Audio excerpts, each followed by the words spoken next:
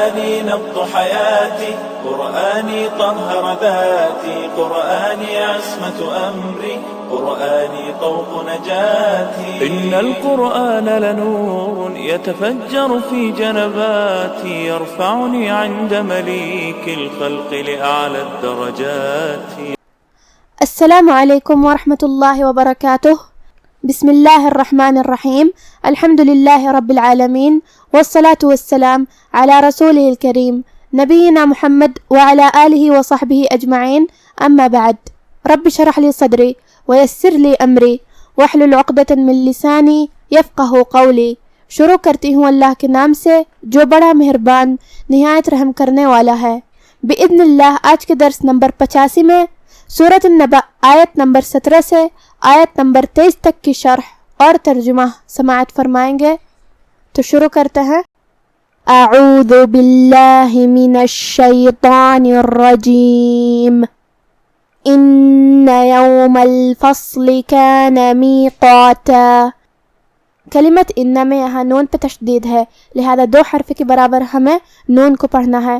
کلمت یوم میں یہاں میم پہ زبر ہے تو اس کا دھیان رہے. کلمت الفصل میں یہاں حرف الصاد ہے. صاد حروف التفخیم میں سے ہے تو ہمیں اسے بھاری آواز میں منہ پھلا کے ادا کرنا ہے. کلمت میقاتا میں یہاں حرف القاف ہے. قاف کی ادائیگی زبان کی جڑ اور تالو کے نرم حصے سے ہے. قاف حروف التفخیم میں سے بھی ہے تو ہمیں اسے بھاری آواز میں پڑھنا ہے، جو کہ اس کے بعد مد الف ہے، اور مد الف اپنے پیچھے والے حرف کا حکم لیتا ہے تفخیم میں اور ترقیق میں. تو ہم قاف کو اور مد الف کو دونوں کو بھاری آواز میں پڑھیں گے. پھر یہاں تا پہ تنوین زبر ہے. ہم یہ آیت کو اگلی آیت کے ساتھ ملا کے پڑھے تو جو کہ کلمت یوم میں حرف الیا حروف الادغام بغنہ میں سے ہے، اور ادغام کا معنی ہے حرف کو حرف میں داخل کرنا. تو ہم یہ تنوین کو یا میں ملا کے غنہ اور تشدید کے ساتھ یہ حکم کو ادا کریں گے. میقاتا یوما. لیکن ہم کلمت میقاتا پہ رکیں گے تو اس پہ مد الف سے رکیں گے، مطلب ہم آخری میں اپنی آواز 2 مد کے برابر لمبی کریں گے.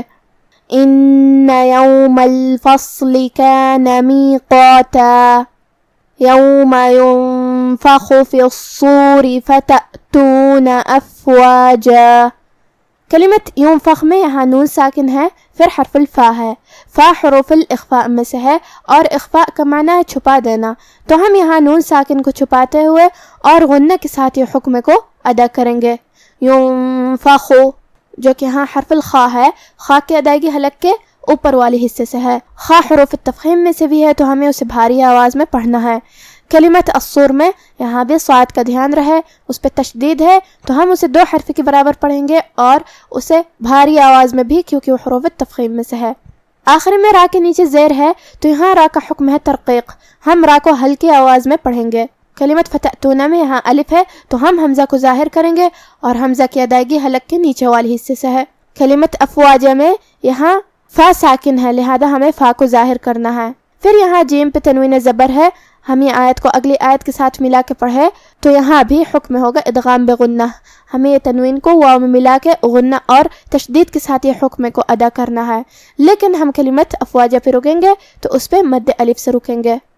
یوم ينفخ في الصور فتأتون افواجا وفتحت السماء فكانت ابوابا.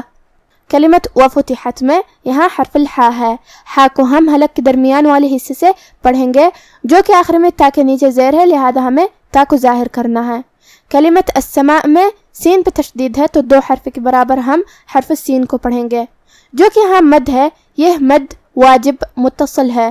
مد واجب متصل کا معنی ہے کہ حرف المد اور اس کی وجہ جو کہ حمزہ ہے دونوں ایک ہی کلمہ میں ہو. تو ہم یہ مد میں اپنی آواز 4 مد کے برابر لمبی کریں گے. کلمت فکانت کے آخر میں یہاں تا ساکن ہے تو یہاں ہمیں تا کو ہمزے سے پڑھنا ہے. ہمزے کا معنی ہے کہ حرف کی آواز ایسے کمزور ہو کہ اس میں پستی پائی جائے. فکانت. کلمت ابوابا میں یہاں با ہے اور اس پہ جزم ہے تو یہاں با کا حکم ہوا قلقلہ، اور قلقلہ کا معنی ہے حرف کو ہلانا، لہذا ہمیں با کو ہلاتے ہوئے یہ کلمہ کو پڑھنا ہے. ابوابا. آخر میں با پہ تنوین زبر ہے. ہم یہ کلمہ پہ رکیں گے تو اس پہ مد الف سے رکیں گے. وَفُتِحَتِ السَّمَاءُ فَكَانَتْ أَبْوَابًا. کلمت ابوابا میں یہاں با ہے اور اس پہ جزم ہے تو یہاں با کو ہلاتے ہوئے یہ کلمہ کو پڑھنا ہے. ابوابا. آخر میں با پہ تنوین زبر ہے. ہم یہ کلمہ پہ رکیں گے تو اس پہ مد الف سے رکیں گے. السماء فكانت أبوابا وسيرت الجبال فكانت سرابا.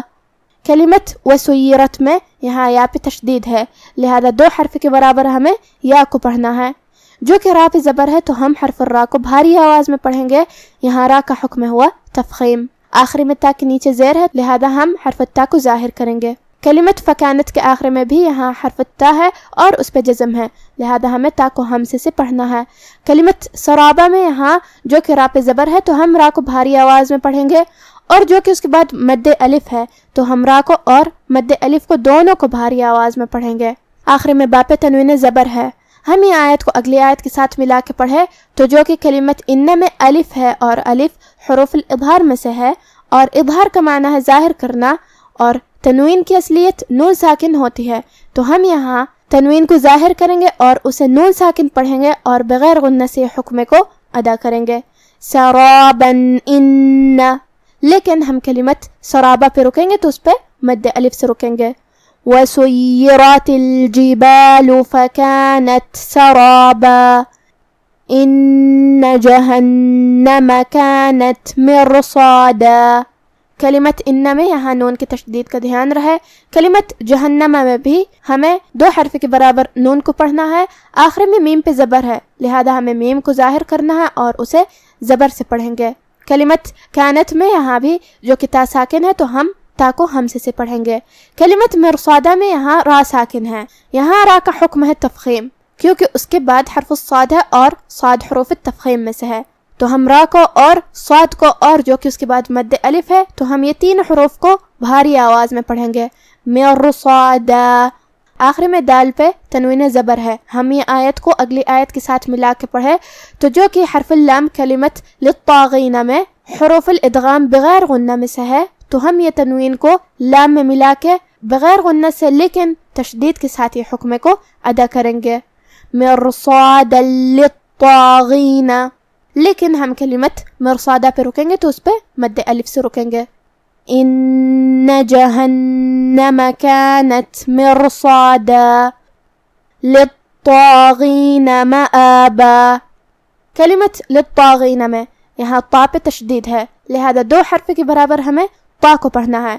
طا حروف تفخیم میں سے بھی ہے تو ہم اسے بھاری آواز میں اور منہ پھلا کے پڑھیں گے.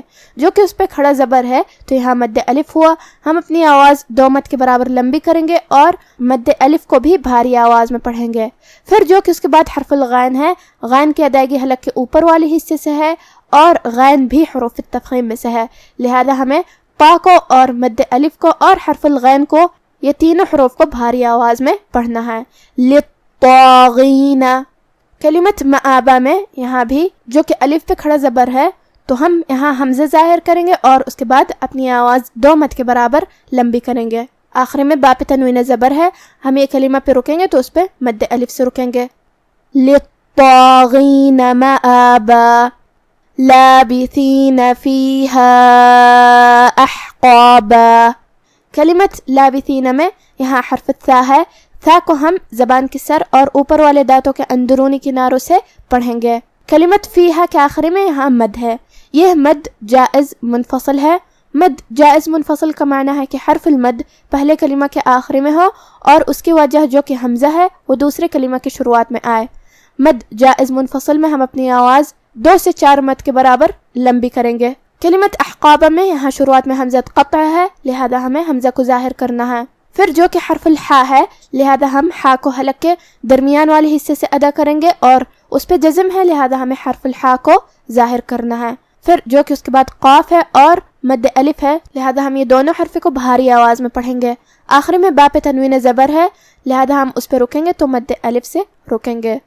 لابثین فیہا احقابا. اب آپ سورۃ النبأ کی تلاوت تجوید کے ساتھ سماعت فرمائیں. اعوذ باللہ من الشیطان الرجیم.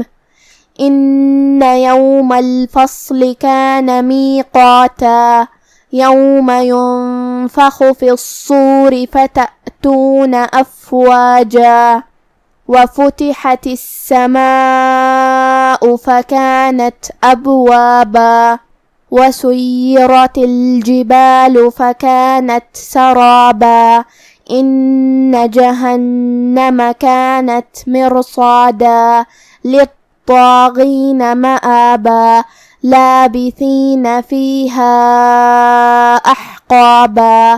بے شک فیصلے کا دن مقرر ہے، جس دن سور پھونکا جائے گا تو تم لوگ فوج در فوج موجود ہوگے، اور آسمان کھولا جائے گا تو اس میں دروازے ہو جائیں گے، اور پہاڑ چلائے جائیں گے تو وہ ریت ہو کر رہ جائیں گے. بے شک دوزخ گھات میں ہے، یعنی سرکشوں کے لیے کہ ان کا وہی ٹھکانہ ہے، اس میں وہ صدیوں پڑے رہیں گے. آج کا ہمارا درس یہیں ختم ہوتا ہے. وصلی اللہ علی نبینا محمد وعلى آلہ وصحبہ اجمعین. والسلام علیکم ورحمۃ اللہ وبرکاتہ.